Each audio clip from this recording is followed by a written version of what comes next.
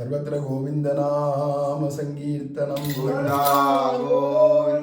ஆழ்வார் எம்பெருமானார் ஜீயர் திருவடிகளே சரணம். ஜெய் பிரேமிகேந்திர சத்குருதேவ் பகவான் கி ராமானுஜா ராமானுஜா ராமானுஜா ராமானுஜா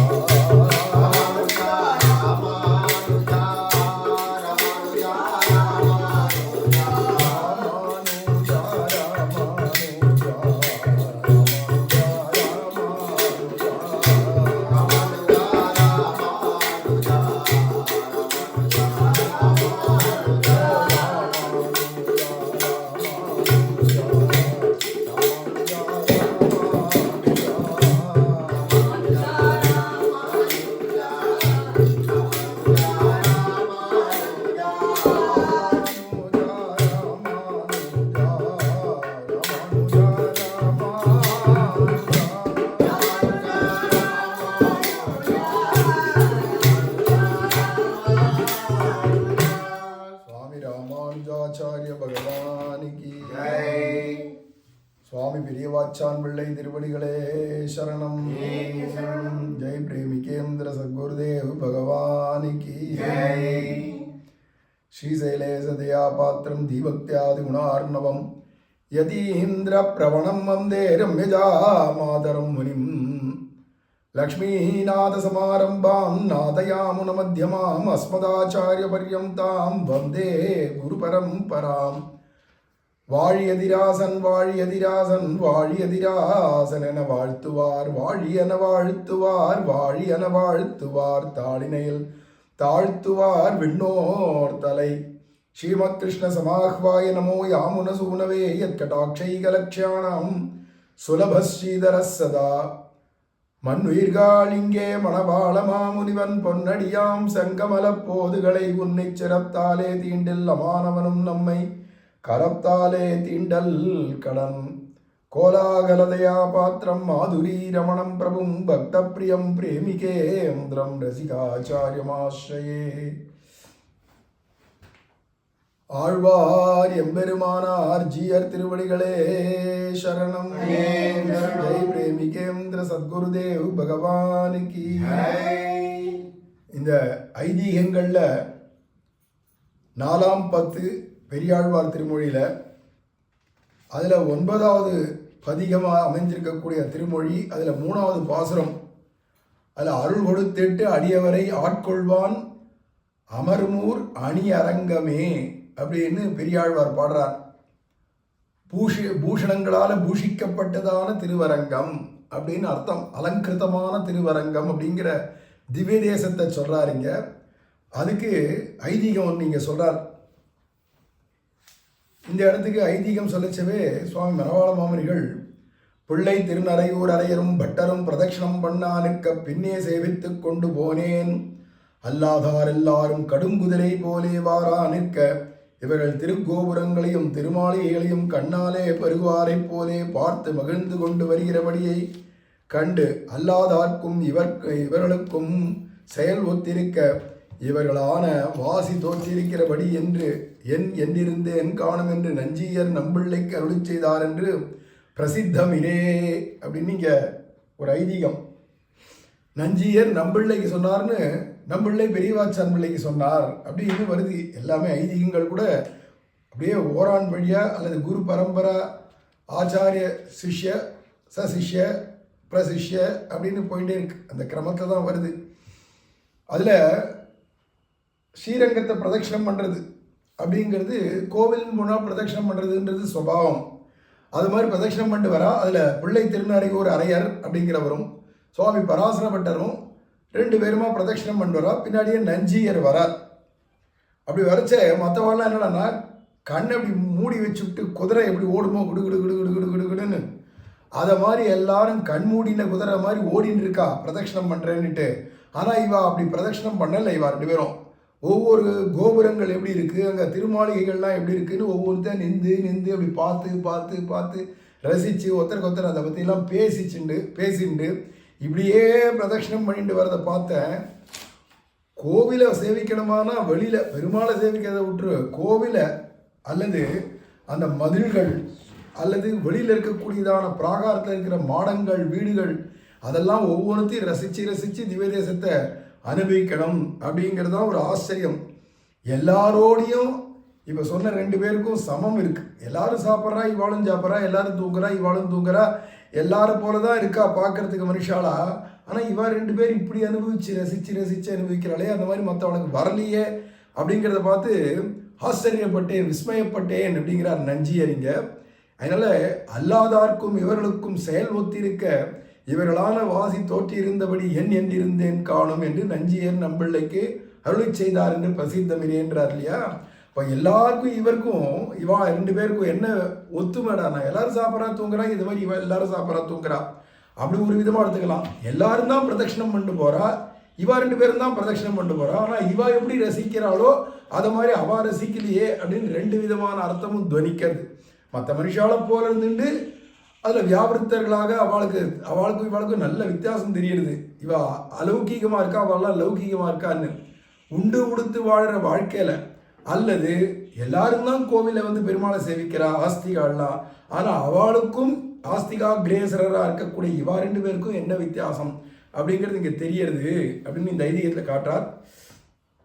அதுக்கடுத்தது 4ல் 9ல் 6 இதுக்கும் வியாக்கியானம் சுவாமி மணவாள மாமனிகள் அருளி செய்யச்சவே அதில் சொல்கிறார், மைத்துனன்மார் காதலியை மயிர் முடிப்பித்து அவர்களையே மன்னராக்கி உத்தரை தன் சிறுவனையும் உய்யக்கொண்ட உயிராளன் உரையும் கோவில் அப்படிங்கிற மகாபாரத விஷயம் இது பாகவதாதி புராணங்கள்லையும் பிரசித்தம். மகாபாரதம் பிரதானமாக பாரத கதையை சொல்கிறதுக்கு தானே வந்தது. அதில் யுத்தத்துக்கு இப்போ அவனை தூண்டி விடணும் அர்ஜுனனை அப்படின்றதுக்காக தான் பகவத்கீதையை உபதேசம் பண்ணுறார். ஆனால் அவனை ஒரு காரணமாக வச்சுன்னு நிமித்தமாக வச்சுண்டு ஸ்ரீகிருஷ்ணன் எல்லாருக்குமா எல்லா காலத்துக்கும் பொருந்தும்படியான உபதேசம் இது பண்ணிட்டு வரார். அதில் பக்தி யோகத்தில் சொல்ல ஆரம்பிக்கிறார், பின்னாடி பிரபத்தியை சொல்ல போகிறார், சரணாகதியா. இது 2த்துக்கும் உள்ள வாசி என்ன அப்படிங்கிறது தான் இங்கே சம்சயம். இந்த இடத்துல இதம் துதே குஹ்யதமம் பிரபக்ஷாமி என்ற உபாதி இதம் தே நாதவஸ்காய என்கிற இதுவும் முன்னே சொல்லிக் கொள்ளவிரே அடுப்பது அங்கன் செய்யாதே முந்துர அர்த்தத்தை அருளி செய்து வைத்து பின்னைத்தை அருளி செய்வானேன் என்று ஜீயர் பட்டரை கேட்க, திரௌபதி குழல் விரித்து கிடக்கையாலே செய்வதறியாமல் மூலையிலே கிடந்தாரை முற்றத்திலே இடுவாரைப் போலே பரம ரகசியமானத்தை வெளியிட்டு கொண்டு நின்றான். பின்னை அர்த்தத்தின் சீர்மையை அனுசந்தியா கைப்பட்ட மாணிக்கத்தை கடலில் புகட்டோம் என்று பதன் என்றான் காணும் என்று இதே அருளி செய்தது அப்படின்னு. இதுவும் பராசர பட்டருக்கும் நஞ்சியருக்கும் பொதுவாகவே எல்லா வியாக்கியானங்கள் எடுத்தாலும் இந்த நஞ்சியர் கேள்வி கேட்பார், பராசர பட்டர் இதுக்கு விளக்கம் கொடுப்பார் அப்படிங்கிறத ஐதீகங்களில் நிறைய பார்க்கலாம், வியாக்கியானங்கள்லையும் நிறைய பார்க்கலாம் இதை. ஆனால் இதோ போய் பார்த்துட்டு வரேன் அப்படின்லாம் சொல்கிறவா இல்லை நம்ம பூர்வாச்சாரியர்களாம். கிரந்தத்தை ஒரு அவலோகனம் பண்ணிட்டு வரேன், ஒரு பார்வை பார்த்துட்டு வந்து உனக்கு உன் சந்தேகத்தை தீர்த்து வைக்கிறேன் அப்படின்னோ, இல்லை கொஞ்ச நாள் யோசிக்கிறேன் அப்படின்னோ, தியானம் பண்ணுறேன் அப்படின்னோ, இப்படிலாம் பண்ணுறவா இல்லை. கேட்ட கேள்வி அடுத்த நிமிஷம் தெள்ள தெளிவான சாஸ்திரோக்தமான சம்பிரதாயோக்தமான விஷயங்களை பட்டுன்னு எடுத்து சமாதானம் கொடுத்துட்டே விளக்கம் கொடுத்துட்டே போகிறது தான் பூர்வாச்சாரியர்களுக்கே அழகு. அதில் சுவாமி பராசர பட்டரை பற்றி கேட்பானே, அவருடைய நாக்கினுடைய நுனியில விஷயங்கள் பிரமாணங்கள் நிற்குமா வந்து. அல்லது இன்னொரு விதமாக சொல்ல போனா அவர் உடம்பு பூரா மூளை தான் அப்படின்னு சொல்லும்படிக்கு அணுவாக அவருடையதான ஒவ்வொரு அணுவும் அவ்வளோ ஞானமயமாக இருக்கு. அதனாலேயே அவர் ஆனந்தமயமாகவே இருந்திருக்காருன்னு தெரியுது. ஏன்னா ஞானமயம்னாலே உடனே ஆனந்தமயம் அப்படிங்கிறது. அப்பேற்பட்ட சுவாமி பராசர பட்டர் விஷயத்தில் இந்த இடத்துல என்ன கேள்வி அப்படின்னா, இதம் துதே குஹ்யதமம் பிரபக்ஷாமி அப்படின்னு பக்தி யோகத்தை உபதேசம் பண்ணச்சேவே ரொம்ப ரகசியமான ஒன்றுத்தை உபதேசம் பண்ண போகிறேன், அர்ஜுனா கேள் அப்படின்ட்டு பக்தி யோகத்தை உபதேசம் பண்ணுறான்.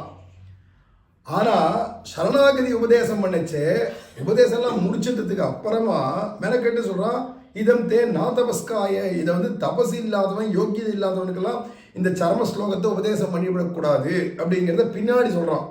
முன்னாடியே அதை சொல்ல வேண்டாமா? ஒரு பெரிய ரகசியத்தை சொல்ல போகிறேன், இதனுடையதான அவதாரியை வைக்கச்சேவே சொல்லிடணும். என்ன அவதாரியை வைக்கணும்னா, நான் சொல்ல போகிறது பரம ரகசியங்களுக்கெல்லாம் ரகசியத்துக்கெல்லாம் ரகசியம். இது யோக்கியதை இல்லாதவனுக்கு உபதேசம் பண்ணக்கூடாது. இருந்தாலும் நீ என்னுடைய சகா சேத்தி, நீ என்னுடைய சகாவா இருக்கிறதுனாலையும், மேலும் நீ எனக்கு பிரபன்னனா சரணாகதி பண்ணவனா இருக்கிறதுனாலையும், பக்தனா இருக்கிறதுனாலையும், உன் விஷயத்துல நான் ஆப்தனா இருக்கிறதுனாலையும் நான் உனக்கு நல்லதை சொல்லாத இருக்க முடியாது. அதனால உனக்கு சொல்றேன். அதில் இதை நீ சொல்லச்சவும் யாருக்கும் தபஸ் இருக்கா யோகியதை இருக்காலாம் பார்த்துட்டு தான் உபதேசம் பண்ணணும். அப்படிங்கிறதெல்லாம் அவதாரிகையா வச்சுட்டு தானே உபதேசம் பண்ணணும். சர்வதர்மான் பரித்தேஜன்னு சரணாகதியை சொல்லணும். ஆனால் அப்படி பூர்வ பீடிகையாக சொல்லாத. அப்புறமா எல்லாம் சரம ஸ்லோகத்தை உபதேசம் பண்ணி முடிச்சுட்டான் சரணாகதியை. அப்புறமா இதம் தே நாதபஸ்காயன்றான். இது தபஸ் இல்லாத வாழ்க்கைலாம் இதெல்லாம் உபதேசம் பண்ணக்கூடாதுன்றான். ஏன் இப்படி பின்னாடி சொன்னான், முன்னுக்கு பின்னா மாற்றி சொன்னான் அப்படிங்கிற ஒரு கேள்வி வருது. இந்த மைத்துனன்மார் காதலியை மெய்முடிப்பித்துங்கிற இடத்துக்கு இது வருது. அதாவது திரௌபதியுடையதான முடியேன் அப்படின்னு அவிழ்த்து இருந்ததான கூந்தலை முடியும்படி செஞ்சான். அவ என்னத்துக்காக சபதம் பண்ணியிருக்கான்னா, அந்த கௌரவாளுடையதான ரத்தம், அதுலேயும் முக்கியமாக துச்சாசனுடைய மார்பை பிளந்து அந்த ரத்தத்தை கொண்டு வந்து அந்த ரத்தத்தால் அதுதான் அவளுக்கு உயர்ந்த சுகந்த தைலம் போலையாம். அந்த ரத்தத்தை எடுத்து தலையில் பூசிண்டு அதுக்கப்புறமா தான் நான் பிச்சோடாவே போட்டுப்பேன், தலையை முடிச்சுப்பேன் அப்படின்னு அவள் சபதம் பண்ணியிருந்தா இல்லையா. பாஞ்சாலி சபதம்ன்றது பிரசித்தம். அப்படி இருக்கச்சே அப்பேற்பட்டதான தபசு, அப்பேற்பட்டதான அவளுடைய சிந்தனை, நான் முடியேன் அப்படின்னு வச்சுட்டு இருக்கக்கூடியதான கூந்தலை அவளை எப்படியாவது மயிர் முடிப்பித்து வைக்கணும். ஏன்னா என்னுடைய மனைவிமார்கள்லாம் அழகாக தலையில் பிச்சோடா போட்டு பூ சுட்டின்னு வரா. அப்படிங்கச்சு அவளை நான் எப்பேற்பட்டதான என்னுடைய சகோதரியாவோ அல்லது என்னுடைய சகியாவோ வச்சுருக்கேன்னுச்சு. அப்போ அவளையும் அந்த அளவுக்கு நான் வச்சு பார்க்கணுமே. அவள் போய் தலை விரிஞ்ச கூந்தலும் அப்படி எடுத்து காட்டுறா. அப்பப்போ எடுத்து கிருஷ்ணன் கிட்ட, கிருஷ்ணா இது உச்சிதமாக பாரு, நான் இப்படியே தான் கடைசி வரைக்கும் தலைவிரி கோலத்தோடு தான் இருக்கணுமா அப்படின்னு கேட்குறா இல்லையா. அப்போ பகவானுக்கு என்னடா, நான் முதல்ல இந்த மகாபாரத யுத்தம் பூபாரத்தை நீக்கிறதுக்கு அப்படிங்கிறதான ஒரு காரணம் இருந்த போதிலும் அந்த காரியத்தை முடிக்கிறதுக்கு அதை காரணமாக வச்சுக்க அதெல்லாம் தள்ளிவிட்டு, அல்லது அதர்மம் பண்றவன் ஒழியணும் அப்படிங்கிறதுக்காக யுத்தம் அப்படிங்கிறதையும் தள்ளிவிட்டு, அநியாயம் பண்ணிவிட்டா நம்மளுடையதான பாண்டவாளுக்கு நம்ம சொந்த அத்தை பிள்ளைக்கு செய்ய வேண்டியதை கொடுக்க வேண்டியதான பங்கை கொடுக்காத அநியாயம் பண்ணிவிட்டா, இது நியாயமே இல்லை, நீதியே இல்லை, அதனால அவனை தண்டிக்கணும் அப்படிங்கிறதெல்லாம் போய் கடைசியில் எங்கே வந்து நிற்கிறதுனா, இவளுடைய கூந்தலை முடிப்பிக்கிறதுக்காக இவ்வளோ பெரிய மகாபாரத யுத்தம், அகடித கடனா சாமர்த்தியம், இதில் பகவத்கீதா ஞானோபதேசம், இத்தனை எதுக்காகனா இவளுடையதான கேசத்தை முடிய வைக்கணுமா. அதே சிந்தனையில் தான் மகாபாரதம் பூரா நடத்திருக்கான் அப்படிங்கிறது வரைச்சே. இவனும் தொச்சைவ பரிதகியதேன்னு என்னுடையதான அப்படியே சதையெல்லாம் ஆட ஆரம்பிக்கிறது. எதிர்க்க இருக்கிறவாள்லாம் இவ்வளோ பெரியவா உறவுக்காரா ஆச்சாரியர்கள் இவாளெல்லாம் இருக்கா, இவாளெல்லாம் அடித்தாவது நாங்கள்லாம் இந்த ராஜ்யத்தை அவள்கிட்ட கைப்பற்றணுமா அவசியமா, அதுக்கு பிச்சை எடுத்துன்னு காட்டிலேயே கிடக்கிறேனே, இவாளெல்லாம் பார்க்கச்சே இவாளெல்லாம் அடிக்கணும்னு தோணலையே, எனக்கு யுத்தமே பண்ண தோணலை. காண்டீவம் சம்சதே ஹஸ்தாத்துன்னு என் கையிலேருந்து காண்டீவன் நழுவி விழுறது, என் சதையெல்லாம் ஆடுறது, என்னால் யுத்தம் பண்ண முடியாது அப்படின்னு ரத்தோபஸ்தம் உபாவிசத்து அப்படின்னு தன்னுடைய ரதி யுத்தம் பண்ணுறவன் எங்கே மேலே உட்காரணுமோ அதுலேருந்து நடுவில் இருக்கக்கூடிய சாரதிக்கும் ரதிக்கும் இடைப்பட்டு தன்னுடைய காலை தொங்க போட்டுக்கணும், அல்லது எழுந்து நின்று யுத்தம் பண்ணணும்னா அதுக்குன்னு ஒரு படிக்கட்டுமா இருக்கும், அதில் வந்து உட்காந்துட்டான். அப்படிங்கிற அளவில் அவன் யுத்தம் பண்ண மாட்டேன் அப்படின்னு போயிட்டான். அந்த சந்தர்ப்பத்தில் தான் பகவான் பகவத்கீதையை உபதேசம் பண்ணுறான். அப்போ கூட எனக்கு கலக்கமாக இருக்குன்னு சொல்லி அர்ஜுனன், நான் உன்னை சரணாகதி பண்ணுறேன் அப்படின்னு 2வது அத்தியாயத்தில் ஆரம்பிக்கச்சவே, நான் உன்னை சிஷ்யஸ்தேகம் சாதிமாந்துவம் பிரபன்னம் அப்படின்னு உன்னை சரணாகதி பண்ணுற சிஷ்யனாக நீ குருவாக இருந்து எனக்கு உபதேசம் பண்ணு, என்னுடைய புத்தி கலக்கத்தெல்லாம் போக்கு, என் சோகமோகங்களெல்லாம் போக்கு அப்படின்னு கேட்கச்சே இந்த பகவத்கீதை உபதேசம்.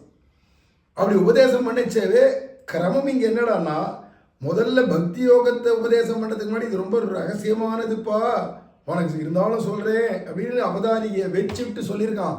ஆனால் எல்லாத்த விட ரகசியத்துக்கெல்லாம் ரகசியம்னே பேர் சரம ஸ்லோகம் பிரபத்தி சரணாகதியை பற்றி சொல்கிறதாக்கிறதுனால அதை சொல்ல வரைச்சே எந்த விதமான பூர்வ பீடிகம் இல்லாத நேரடியாக விஷயத்தை சொல்லிட்டு பின்னாடி தான் தபஸ் இல்லாதவனுக்கு யோகியதை இல்லாதவனுக்கு உபதேசம் பண்ணக்கூடாது அப்படின்றத பின்னாடி சொன்னானே. இது என்ன காரணம் அப்படின்னா, அதுக்கு காரணம் எப்படியாவது இந்த பயலை கலப்பி உன்னுடைய கர்மாவை நீ ஒழுங்கா செய், உன் கடமையை செய் அப்படின்னு நான் தூண்டி விடணும். ஏன்னா திரௌபதியுடைய கூந்தல் அப்படியே கண்ணுக்கு முன்னாடி தெரியுது, திருப்பி வருது, அப்படி கண்ணுக்கு முன்னாடி தெரியுது. ஒரு உபதேசம் அணைச்சவும் ஒரு ஸ்லோகம் இவன் சொல்லிச்சவும் கண்ணுக்கு முன்னாடி கூந்தல் தான் வருதே தவிர, ஆனா வாய் திறந்து அவன் கூந்தல் பத்தி பேச்சே வராத ஒழுங்கா உபதேசமும் பண்றான். ஆனா கூந்தல் கண்ணுக்கு தெரிஞ்சுட்டே இருக்கு. இதுக்காக தான் இதை உபதேசம் பண்றோம். கடைசியில என்னடான்னா, இதுக்கு மேல பிரம்மாஸ்திரம் போடுறது மாதிரி வேற அஸ்திரம் கிடையாது அப்படிங்கிறது போல சரணாகதியா இருக்கிறதுனால அதை சொல்ல வரைச்ச எப்படியாவது இந்த பயலுக்கு எழுந்து கலப்பு, நான் சொல்ற பேச்ச கேட்கறேன் அப்படின்னு சொல்ற அளவுக்கு பண்ணணும் அவனை. அப்படிங்கிறதுக்காக வந்த ஆக்ரோஷத்தில் என்ன சொல்கிறோம் அப்படின்னு தெரியாத பூர்வ பீடிக்கை வைக்க மறந்துட்டு நேர விஷயத்த சொல்லிட்டோம். அப்பா அம்மா தான் ஐயோ இதை போய் ரொம்ப ரொம்ப ரொம்ப ரொம்ப ரொம்ப ரகசியத்தை சொல்லிட்டோமே, இப்போ என்னடா பண்ணுறதுன்னு கையை உதறி ஏ அர்ஜுனா, இது யோகித உடையவனுக்கு தான் உபதேசம் பண்ணணும் அப்படிங்கிறத பின்னாடி தோணித்தான் சொன்னானாம். அப்போ திரௌபதியுடைய கூந்தல் அந்த அளவுக்கு அவனுக்கு கண்ணுக்கு எதிர்க்க தெரிஞ்சதுனால திரௌபதி குழல் விரித்து கிடக்கையாலே செய்வதறியாமல் மூலையிலே கிடந்தாரை முற்றத்திலே இடுவாரை போலே அப்படிங்கிறார். அப்படி மூலையில கிடக்கிறதான அப்படின்னா வழக்கு மாறின்னு அர்த்தம். அதாவது தொடப்பம் பெருக்கிறதுக்கு வச்சிருக்கிற தொடப்பம் எங்கேயோ ஒரு மூலையில கிடக்கும் இல்லையா, அதை தூக்கினது நடு முற்றத்தில் போடுறது மாதிரி எடுத்தெடுப்புல டப்புன்னு உடச்சுட்டான் சரணாகதியா. அப்புறமா தான் யோசனை வந்தது, நடு முற்றத்தில் போய் வழக்கு மாற போட்டிருக்குமே, இது ஆகாதே அப்படின்னு திருப்பி எடுத்து போடணும் இல்லையா, இதை மாதிரி போடக்கூடாதுன்னு சொல்லிட்டு திருப்பி தூக்கி போடுறானோ. அதை மாதிரி ஆயிடுச்சு இப்போ கதை. போட்டது அவசரத்தில் பதட்டத்தில் போட்டான் நடுமுற்றத்தில். அப்புறம் அதை சமாளிக்கணும் இல்லையா, அது என்ன சமாளிக்கிறான்டானா, இதை மாதிரி இப்போ போட்டான் பார்த்தியா, இந்த மாதிரி போடக்கூடாது அப்படின்னு சொல்லிட்டு தூக்கி அங்கே போட்டுவிட்டு இப்படி தான் இருக்கணும் வீடுன்னா அப்படிங்கிறத காட்டி கொடுக்கறது மாதிரி. அதுக்கு என்ன பதன் என்றான் காணும் அப்படின்றது, கை அப்படியே உதறான் பகவான், ஐயோ உபதேசம் பண்ணிட்டோமே அப்படின்னு பதறது அப்படிங்கிறார். இப்படி செஞ்சிட்டோமே அப்படின்னு அவனுக்கு பக்குன்னு அடிச்சுட்டு தான் உடனே பாட்டுன்னு இந்த விஷயத்தை எடுத்து சொன்னான். நான் தபஸ்காய அப்படின்னு சொன்னான் அப்படின்னு. அப்போ திரௌபதியுடைய கூந்தல் விஷயத்துல அவளை முடிச்சு வைக்கணுன்ற விஷயத்துல என்னடா, பக்தாபிமானி பக்த வத்சலன், அது மட்டும் இல்லை ஆபத் சகன், அது மாதிரி எடுத்துன்னு போனா சரணாகத வத்சலன், சரணாகத ரக்ஷகன் அப்படின்னு 1000 திருநாமங்களை சொல்றோமே, அத்தனை நாமங்களுக்கும் உதாரணம் இதுதான். பகவத்கீதா உபதேசம் பண்ணச்சவும் கூந்தலே அவனுக்கு கண்ணு தெரியுது. நமக்கெல்லாம் ஒரு உபன்யாசத்துக்கு முன்னாடி ஒருத்தருடைய கூந்தல் இப்படி தெரியுது, இல்லை ஒருத்தர் ரூபம் தெரியுதுன்னா நமக்கு பேச்சே வராது. பகவான் சர்வஜ சர்வசக்தத்வாதிகள் இருக்கிறவனாக்கத்தால இந்த பக்தவத்சத்துவம் வந்தாலும் ஞானோபதேசம் தடங்கில்லாத இது பாட்டுக்கு போயிட்டு இருக்கு. இருந்தாலும் அதுல ஒரே ஒரு இடத்துல ஒரு கதி கலங்கிறது பகவானுக்கு. எதனாலன்னா, அது ரொம்ப அதிகமா வர வர வர வர வர அவனுக்கு ஏறிண்டே போறது, தாங்க முடியல.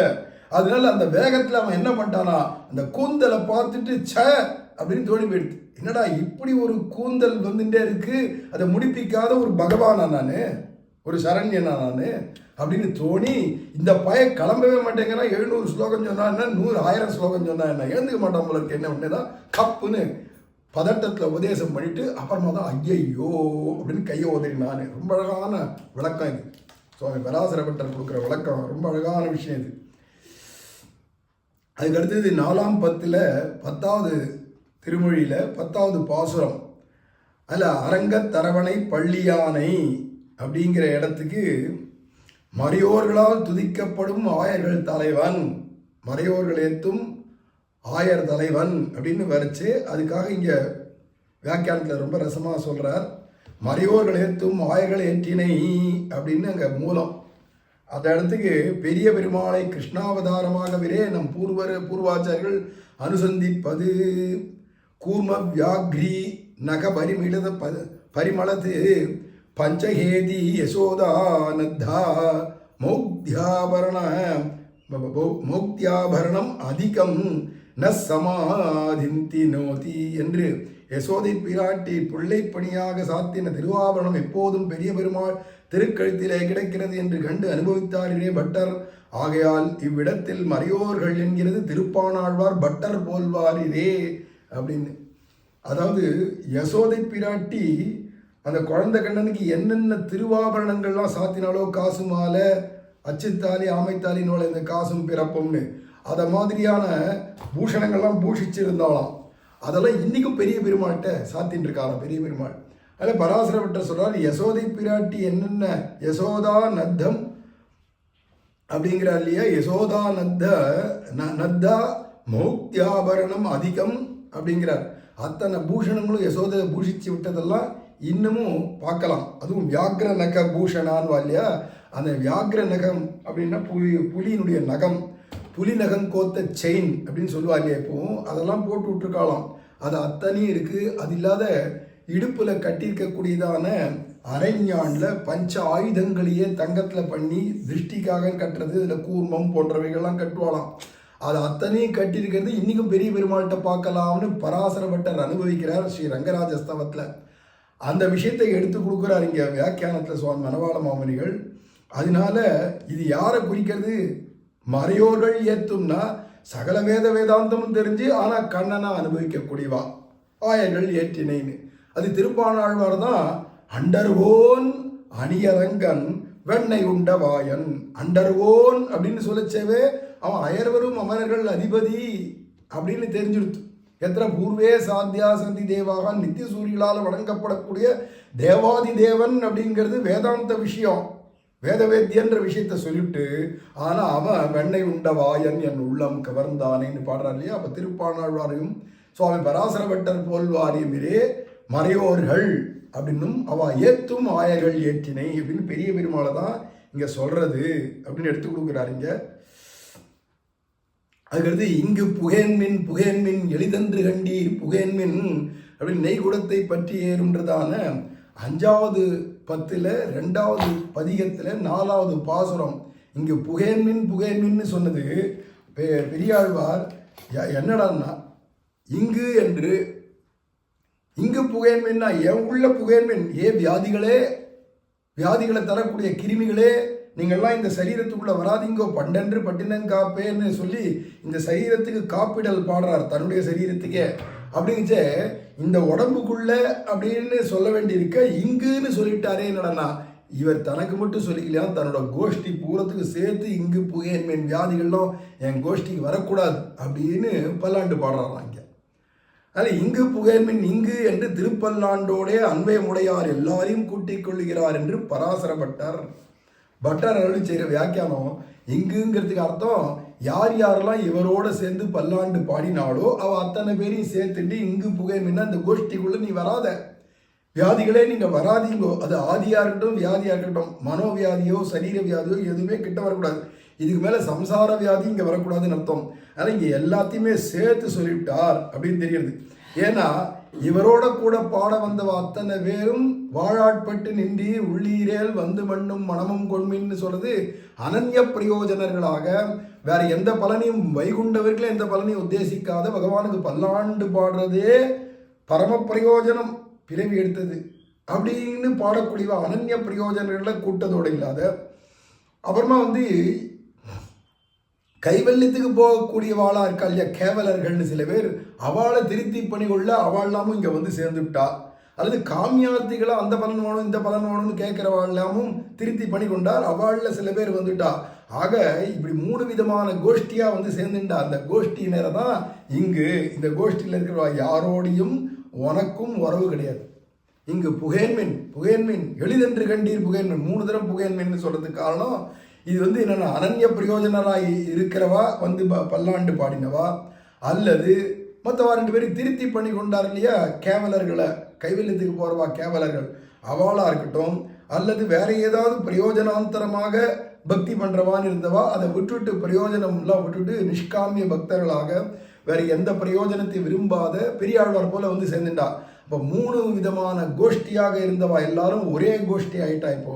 ஆனால் சொல்லச்சே இங்கு புகைன்மின் எழுதுண்டு. முன்னாடி அவள் அப்படி தானே இருந்தா அப்படின்னு அவளவே பிடிச்சிக்கலாமான்னு பிடிச்சிக்காத அவள் மாறி வந்துட்டா. அப்படிங்கிறதுனால 3 கோஷ்டியும் பிரித்து புகைன்மின் இங்கு என்னை 3 பேரும் அனன்ய பிரயோஜனங்களாக பல்லாண்டு பாடுறவா அப்படின்னு பராசரவற்றருடைய நிர்வாகமாகும் இந்த இடத்துல. அதுக்கு அடுத்தது சென்னியோங்கு பதிகத்தில் வரக்கூடிய எம்மனா என் குலதெய்வமே என்னுடைய நாயகனே நின்னுடைய நாய் பெற்ற நன்மை உலகில் 4 பெறுவர் அப்படிங்கிற இடத்துக்கு எம்மனா என் குலதெய்வமே என்னுடைய நாயகனே என்கிற 3ஆலும் ஞான விரோதியும் ஆசையன விரோதியும் மோட்ச விரோதியும் போனபடி என்று ஆள வந்தார். தேகாத்மாபிமானமும் அந்நிய சேஷத்துவமும் சுவாதந்திரியம் கழிந்தபடி என்று உடையவர் அப்படின்னு இங்க வியாக்கியானம் பண்றார். இதுல என்னன்னா ஆளவந்தார் ஒரு விதமா வியாக்கியானம் பண்ணிட்டு போறார், அதே விஷயத்துக்கே சுவாமி ராமானுஜர் ஒரு விதமா வியாக்கியானம் பண்றார். அப்போ பூர்வாச்சாரர்களும் ஐக்கிய கண்டியர்கள் அப்படின்னும் பேசிட்டே பேசலாம்னு முன்னாடி பேசினவா தான் அப்படியே தான் திருப்பி திருப்பி அடுத்தவா பேசுவா அப்படிங்கிறதெல்லாம் இப்போ மாறி போச்சு. ஆளவந்தார் ஒரு விதமாக வியாக்கியானம் பண்ணுறாருன்றதுக்கு ராமானுஜர் ஒரு விதமாக வியாக்கியானம் பண்ணுறாருன்னா சித்தாந்த விஷயங்களில் வரைச்சே வேதாந்த சித்தாந்தங்கள் வரைச்சே ஐக்கிய கண்டியர்கள் ரசோக்தியான பிரபந்தங்கள் பகவத் அனுபவமாக இருக்கச்சே இந்த அனுபவத்தை புங்கானு புங்கமா ரசோக்திகள் அந்த மூலத்துக்கும் அந்த அபிப்பிராயம் அவளுடைய அனுபவத்துக்கும் மாறாதபடிக்கு புங்கானுபுங்கமா வியாக்கியானம் பண்ணா இன்னைக்கு இருக்கிறவா கூட புதுசா ஒன்று ஸ்புரிச்சதுன்னு வியாக்கியானம் சொன்னா அது நம்ம பூர்வாச்சாரியுடைய ஹிருதயத்துக்கு போக்கியமா இருக்கும் பட்சத்துல அல்லது விபரீதமா இல்லாத இருக்கும் பட்சத்துல அந்த வியாக்கியானத்தையும் நம்ம ஏத்துக்கலாம். ஏன்னா இது ரசபாவ பரித்தமா இருக்கு. அதனால தானே சொல்றாரு அங்க வைகுண்டத்துல கூட கைங்கரி மன்றவாளை பத்தி சொல்லச்சே நித்தியசூரியலாம் அனுக்ஷண நவீன ரசார்திர பாவையி அப்படின்னு சொல்றாரு இல்லையா கூறத்தாழ்வனே. ஒவ்வொரு க்ஷணத்துக்கு க்ஷணம் அனுக்ஷண நவீன புதுசான ரசார்திர ரசபரித்தமா இருக்கக்கூடிய பாவை எண்ணங்கள் அப்படி இருக்கிறதுனால அதுக்கு ஏற்ற மாதிரின்னு நமக்கு கூட கூட அப்பேற்பட்டதான கைங்கரியம் ருச்சியா பண்ண முடியுது புதுசா. அது பாவத்துக்கு ஏற்ற மாதிரி அந்த பாவங்களும் அனுக்ஷணம் நவீன ரசார்திரமாக இருக்கக்கூடியதுன்றார் இல்லையா. அது மாதிரி வியாக்கியானங்களும் புங்கமாக வரும். அதில் போய் ஒரு தடங்கள் போடக்கூடாது. ஆளவந்தார் ஒரு தடவை சொன்னது ஏடுபடுத்தி வச்சிருப்பா, மற்றொரு சந்தர்ப்பத்தில் ராமானுஜர் என்ன சொல்கிறாரோ இப்போது அது அங்கே வந்திருக்கும். அது இங்கே ஏடுபடுத்தப்படாத இருந்திருக்கிறதெல்லாம் பின்னாடி வந்தவா ராமானுஜர் இப்படி சொல்லுவார்னா அப்படின்னா என்ன அர்த்தம்னா ஆளவந்தாருடைய அபிப்பிராயம் தான் இது ராமானுஜர் சொல்கிறதும்.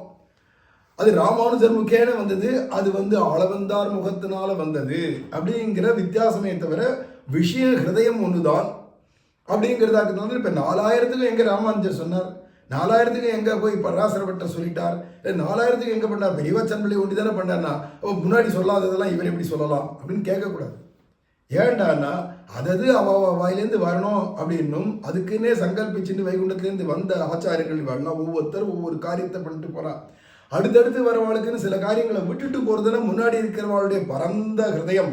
ஏன்னா சபரிக்கு ராமரை பூஜை பண்ற பாக்கியம் கிடைக்கணுன்றதுனால தான் முன்னாடியே மதக மகர்ஷி அவருடையதான பரலோகத்துக்கு கிளம்பிட்டார் அப்படிங்கிறோம். ஏன் அவர் கிளம்பினார் பரலோகத்துக்கு, ஏன் அதுக்குள்ளால கிளம்பினார்னா இந்த பாக்கியம் ஏன் பரம சிஷ்யா இருக்கக்கூடிய உத்தமியா இருக்கக்கூடிய சபரிக்கு இது கிடைக்கட்டுமே. அப்பதானே உலகம் உள்ள அளவும் என்ன சொல்லுவான்னா குரு எப்படி சிஷ்யனுக்காக தியாகம் பண்றாருன்ற விஷயமும் வருது. ரெண்டாவது ஒரு காட்டாளா காடுவாழ் ஜாதியில பிறந்தவோ ராமருக்கு நேர பூஜை பண்ணி தானே வைகுண்டத்தை போய் சேர்ந்தால், தானே தன்னுடைய ஆச்சாரியன் திருவடியை போய் சேர்ந்தாள் அப்படிங்கிற பெரிய விஷயத்தை காட்ட முடியுமே. அப்படிங்கிறதுனால தான் விட்டுட்டு போறார் அப்படிங்கிறதுக்கு. அதனால 2 வித வியாக்கியானம் வருது, ஒன்றும் தப்பு இல்லை. சரி விஷயத்துக்கு வருவோம். ஆளவந்தார் என்ன சொன்னார் அப்படின்னா எம்மனா அப்படிங்கிறதாலே அனா அப்படின்னா தாயின்னு அர்த்தம். என்னுடைய தாயானவனே அப்படின்றது தான் அங்கே சொல்லச்சேவும் பொன்னப்பன் மணியப்பன் என்னப்பன் எனக்கு ஆயுகளாய் என்னை பெற்றவளாய் அப்படின்னும் தாயே அப்படின்னு சொல்லச்சேவே பகவானை பார்த்து நீதான் எனக்கு அம்மா அப்படின்னு நீதான் அப்பா அப்படின்னு துவமேவ மாதாச்ச பிதா துவமேவெல்லாம் சொல்லிட்டு போறதா இருக்கிறதுனால இங்க எம்மனா அப்படின்னா ஒரு அம்மா எப்படி முளைக்காம்பு பாலை கொடுத்து முலையினால பால் கொடுத்து ஊட்டி வளர்க்குறாளோ அவர் ஞானப்பாலை பகவான் கொடுக்குறான் தாயாராக இருந்துட்டு. ஞான கைதா அப்படிங்கிறா இல்லையா, அப்படி ஞானம் நமக்கு பகவான் ஊட்ட மதிநலம் அருளினன் அப்படின்னு ஊட்ட அதுக்கப்புறமா கிடைச்சிருத்தனா அப்ப ஞானத்துக்கு விரோதம் போயிடும் இல்லையா. அதில் எம்மனாங்கிறதுனால ஞான விரோதி கழிஞ்சுது அப்படின்றத காட்டுறாங்க. ஞான விரோதி கழிஞ்சதுன்னா ஸ்ரீமன் நாராயணனுக்கே அடிமைப்பட்டவன் நான் அப்படிங்கிறது தான் ஞான விசேஷம். அந்த ஞானம் இல்லாத நான் எனக்கே உரியவன் அப்படின்னோ இல்லை புறத்தியாருக்கு அடியவன் அப்படிங்கிற எண்ணம் இருந்ததுன்னா அப்போ ஞானத்துக்கு விரோதி அது. அந்த ஞான விரோதியை ஞானப்பாலை கொடுத்தே பகவான் அந்த கடாட்சம் பண்ணி அதெல்லாம் கழித்தான். அதனால ஞான விரோதி கழிஞ்சது எம்மனான்னு சொன்னதுனால என் குலதெய்வமே அப்படிங்கிறதுனால ஆசையணிய விரோதி ஏன்னா அவளுக்கு குல தெய்வம் அப்படிங்கச்சே குல பரம்பரையா இவன் தான் பரபிரம்மம், இவன் தான் பரபிரம்மம், இவனை ஒண்டிதான் நம்ம வழிபடணும்னு பரம்பரையா தந்ததன் மூத்தப்பன்னு வழிபட்டு வரைச்சு. அப்ப என்னடான்னா இன்னொருத்தருக்கு நம்ம ஆட்படக்கூடாது, நம்ம குலதெய்வம் இருக்கச்சே, அதுவும் குலதெய்வம் பரதெய்வமா இருக்கச்சே அப்படிங்கிறதுனால இன்னொருத்தரை போய் நம்ம ஆசிரியிச்சுட்டோன்ற விரோதி அது போயிடுமா, ஆசையன விரோதி கழிகிறது. அவன் குல தெய்வம்ன்றதுனால என்னுடைய நாயகனே அப்படிங்கிறதுனால மோட்ச விரோதி. ஏன்னா எனக்கு எவன் நாயகனோ அந்த நாயகனுடைய வீடான புகுந்த வீட்டுக்கு தானே ஒவ்வொரு பெண்ணும் போகணும். அதை மாதிரி இந்த ஜீவாத்மாவாகிய ஸ்திரீயானவள் பகவான் ஸ்ரீமன் நாராயணனுடைய வைகுண்டமான வீடை அடையறதுக்கு நமக்கு என்னடான்னா வேற யாரையோ நாயகன் அப்படிங்கிற எண்ணங்கள் வந்துடாதபடிக்கு இவன் தான் என்னுடைய நாயகன், இவா வீட்டுக்கு தான் நான் போகணும் அப்படிங்கிற சிந்தனை நமக்கு கொடுத்து கொடுத்து கொடுத்து நான் தாண்டா உனக்கு நாயகன் அப்படின்னு காண்பிச்சு மோட்சத்துக்கு விரோதத்தெல்லாம் போக்கி கொடுத்தான் அப்படிங்கிறத ஆளவந்தார் அருளி செய்கிறார்.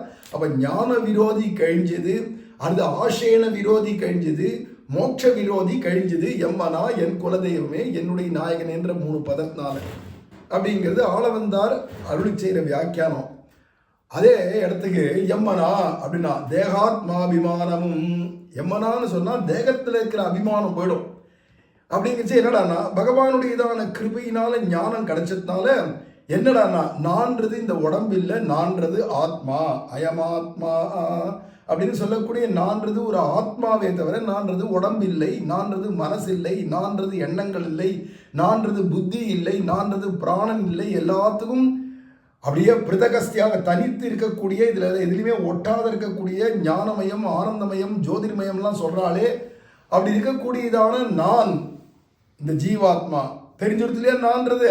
இப்போ ஞானம் வந்துடுது, என்ன இதோட முடியல, நான்றது பரமாத்மாவுக்கு சேஷப்பட்டவன் அடியவன் அப்படிங்கிற வரைக்கும் அது போகிறது. அப்படிங்கச்சு அப்போ நான்றது ஆத்மாவே தவிர சரீரம் இல்லை அப்படிங்கிற இந்த தேகாத்மாபிமானம் கழியறது.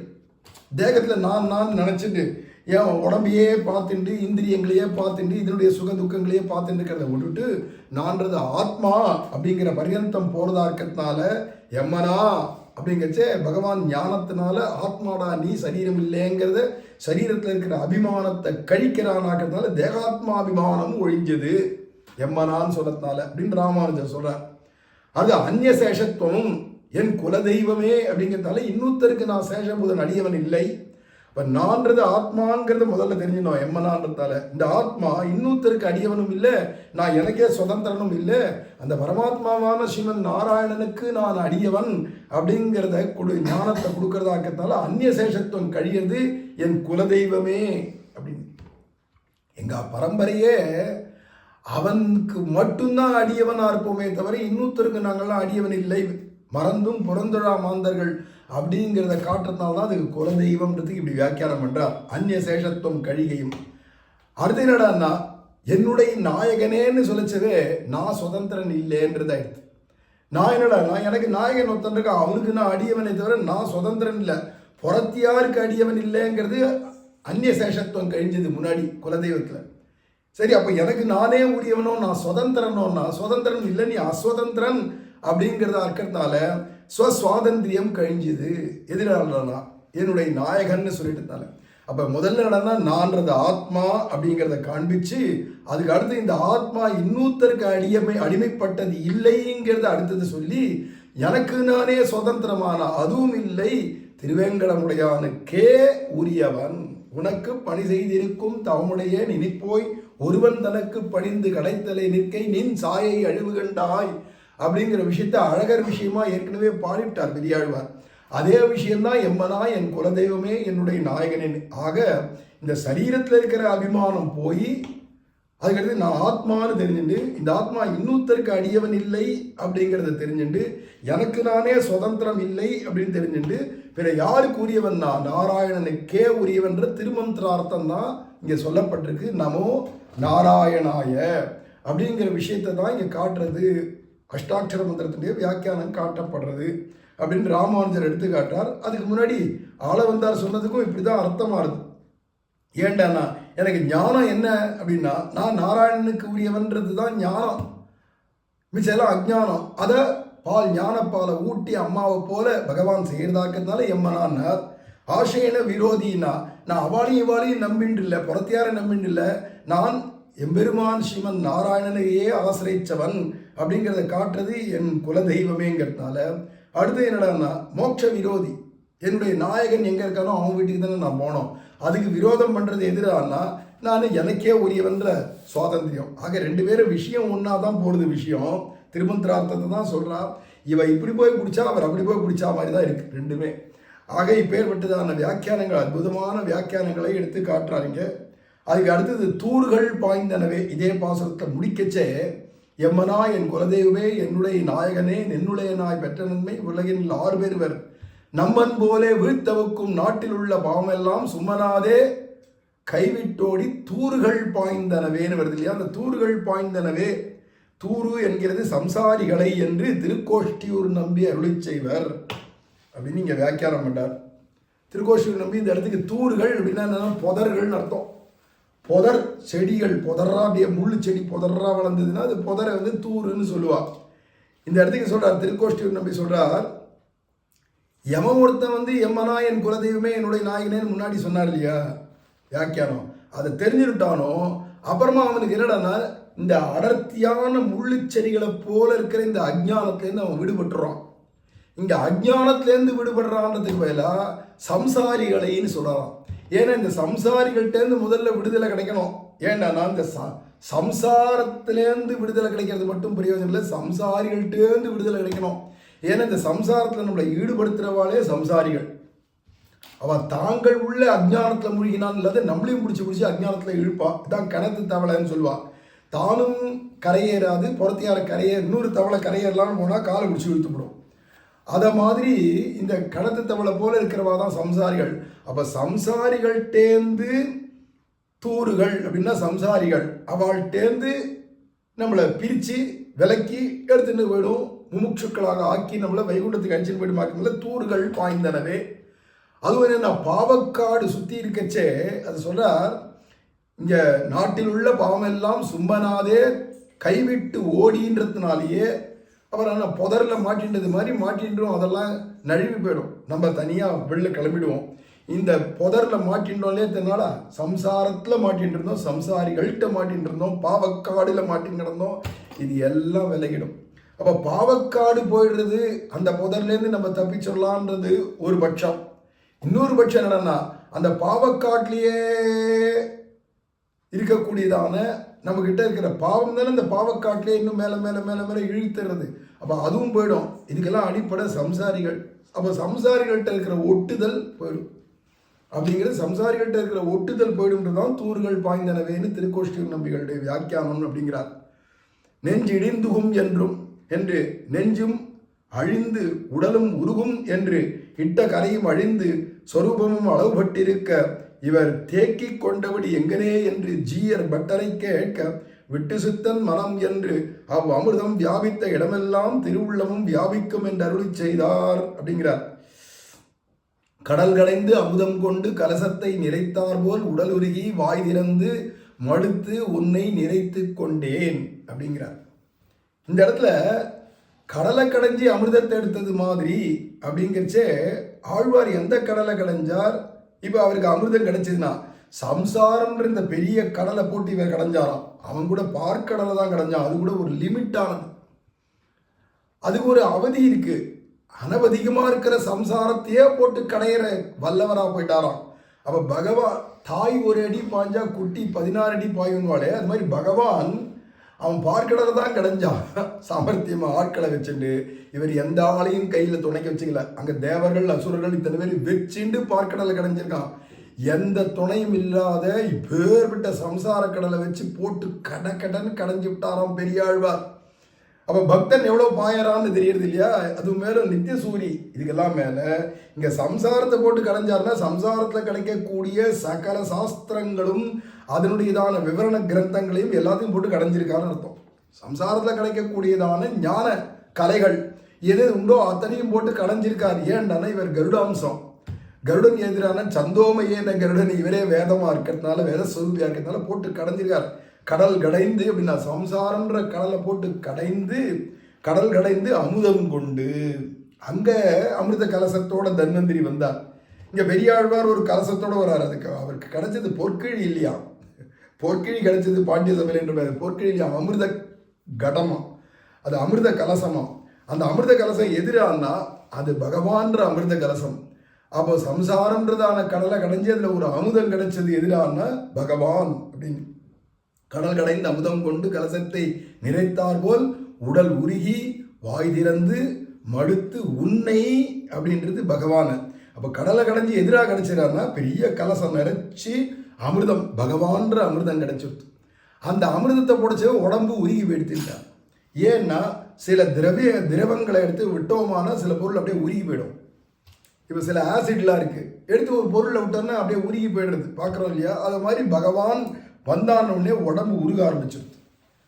உடம்பு உருகி போயிடுதுங்கிறார். உடல் உருகி வாய் திறந்து மடுத்து உன்னை நிறைத்து கொண்டேன் அப்படிங்கிற இடத்துக்கு தான் சந்தேகம் வருது. இப்போ நஞ்சியருக்கு எல்லாம் உருகி போயிடுதுன்னு சொல்லிச்சு, இந்த ஆத்மாவுக்குள்ளே தேக்கி வச்சுட்டேன்றாரு இந்த பெருமாளை. அது மட்டும் எப்படி தேங்க முடிஞ்சது?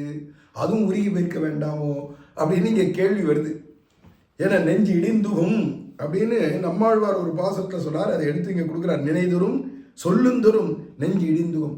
உன்னை நினைச்சாலும் சரி, உன்னை பற்றி பேசினாலும் சரி, அப்படியே ஹிருதயமானது இடிந்துகும் அப்படிங்கிறார் இல்லையா, சிதிலமாக போயிடுறது அப்படிங்கிறச்சே, அது உருகி போயிடுறதுன்னு சொல்லிச்சே. எப்படி இது முடியும்?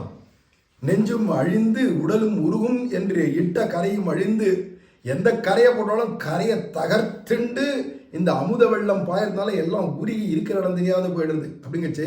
ஸ்வரூபமும் அளவுபட்டு இருக்க, உள்ள இருக்கிற ஆத்மா தான் ஸ்வரூபம். ஆத்மாவும் இக்குனூண்டு அணுவுக்கு அணுவாக இருக்குது, அது எங்கேயோ இருக்கு.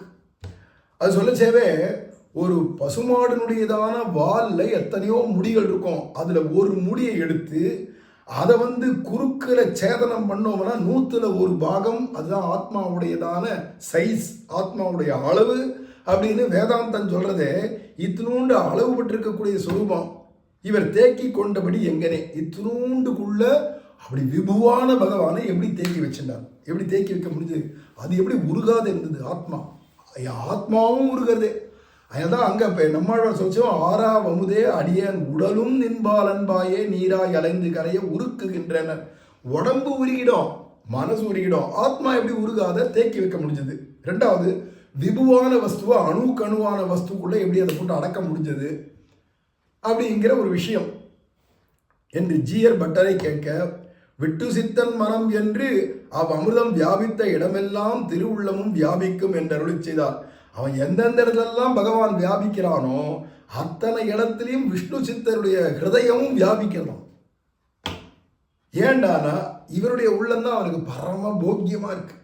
அதனால எந்த இடத்துல போய் வியாபிச்சாலும் விஷ்ணு சித்தர் ஹிருதயம், விஷ்ணு சித்தர் ஹிருதயம் அப்படின்னு நினைச்சுட்டே பகவான் வியாபிக்கிறதுனால பகவானுக்கு வியாபகத்துல பரம போக்கியமா இருக்கு. அப்படிங்கிறதுனால இவரால் அதை தேக்கி வைக்க முடியறதாம். விபுவா இருந்தாலும் இவரும் ஹிருதயத்தினால விபுவா போயிட்டே இருக்காராம். இவருடைய ஆத்மா துண்டு இருக்கிற ஆத்மா அத்தனையும் ஸ்வீகரிக்கிற அளவுக்கு அவான்னு சொன்னாரே, என் அவா அப்படின்னு சொன்னா இல்லையா, அப்பேற்பட்ட அவா அப்படி பகவான ஆசையோட பிடிச்சி முழுங்கிறம்பர் ஒன்ன அப்படின்னு இந்த ஆத்மாவில் தானே முழுங்க முடியும். உடம்பு விஷயம் நான் இல்லையே, நான் முழுங்க போறேன்னு சொன்னேன்னு அர்த்தம்னா ஆத்மாவால் முழுங்கிறத சொல்றாரு தவிர உடம்பாலையும் மனசாலையும் எண்ணங்களாலையும் இல்லை புத்தியினால் வளர்க்குறேன்னு சொல்லலை. ஏன்னா எல்லாத்துக்கும் அளவுக்கு அப்பாற்பட்டவன். ஏதோ வாச்சோ நிவர்த்தந்தே ஹெப்ரா ஆப்பிய மனசாசகான்னு இருக்கச்சே. இப்போ எதால இவர் பிடிச்சாருன்னா இவருடைய ஹிருதயம் அப்படின்றத விட்டுட்டு அந்த ஆத்மாவானது அவ்வளவு அகண்டாகாரமாக இருக்கு. அதனால பகவான் வியாபகம் எங்கெங்கே போகிறானோ அப்பெல்லாம் விஷ்ணு சித்தன் அளவு பெருமாளுக்கு வருதான். அதனால விஷ்ணு சித்தன் மனத்தே கோவில் கொண்ட கோவலனை கொழுங்குளிர் முகில் வண்ணனை அப்படின்லாம் சொல்றதுனால அது சொல்றார் விஷ்ணு சித்தன் மனம் என்று அமிர்தம் வியாபித்த இடமெல்லாம் திருவுள்ளமும் வியாபிக்கும் என்று அருள் செய்தார் அப்படின்னு இந்த இடத்துக்கு ஐதீகம் கொடுக்கிறார். எங்கெங்கெல்லாம் எம்பெருமானாகிற அமிர்தம் பரவறதோ, பகவானே அமிர்தம் சொல்லிட்டதுனால அதெல்லாம் எங்கெங்கெல்லாம் பரவறதோ அங்கங்கெல்லாம் எம்பெருமானுக்கு இருப்பிடமா பெரியாழ்வார் போயிருக்காராம். ஏண்டானா ஆதிசேஷன் எப்படி சென்றால் உடையாம் இருந்தால் சிங்காசனமாம்னு எல்லா இடத்துலையும் அவரும் கூடவே வியாபிக்கிறாரோ அது மாதிரி கருடாம்சமாக இருக்கிறதுனால இவரும் எல்லா இடத்துலையும் வியாபிச்சிருக்கார். ஏன்னா வாகனம் செய்யாசன அப்படின்னு அவரே படுக்கையாக இருப்பா, அவளே வாகனமாக இருப்பா, அவளே எல்லாமே ஆயிடுவாளாக இருக்கிறதுனால சகம் சர்வம் கரிஷ்யாமின்னு இருக்கிறவாளாக இருக்கிறதுனால இவரும் கூடவே பெரியாழ்வாருடைய நெஞ்சும் பரவியே இருக்குமா இருக்கிறதுனால அப்படின்னு பராசர பட்டர் இங்கே விவரணம் கொடுத்துருக்கார்.